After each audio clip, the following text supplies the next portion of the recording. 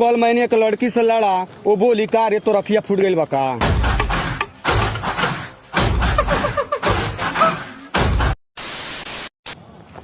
दोस्तों, औरत का दिल पानी की तरह होता है और मर्द का दिल मिट्टी की तरह होता है। जब दोनों की शादी हो जाती है तो जिंदगी कीचड़ बन जाता है। वक्त बदल दिया, जज्बात बदल दिए, जिंदगी बदल दी।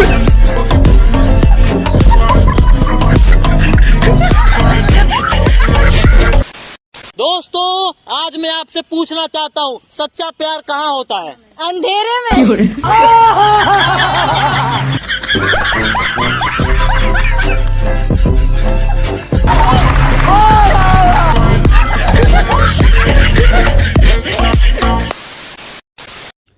दोस्तों, आई एम सनी लियोनी आप लोग को गाना सुनाने जा रही हूँ, ध्यान से सुनिएगा।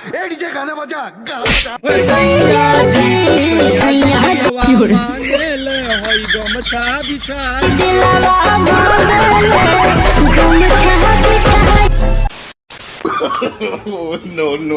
नो।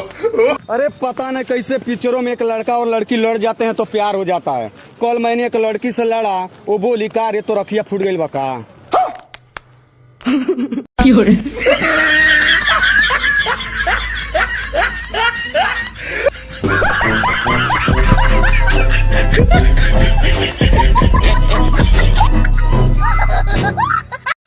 दोस्तों, दिल दरिया है, मेरी गर्लफ्रेंड थोड़ा करिया है।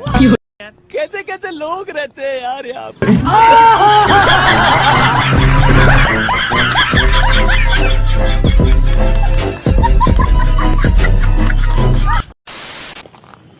अरे मछोरी के जैसे तड़पे जवानी, और रउआ से राजा एगो बात कहतानी, जल्दी से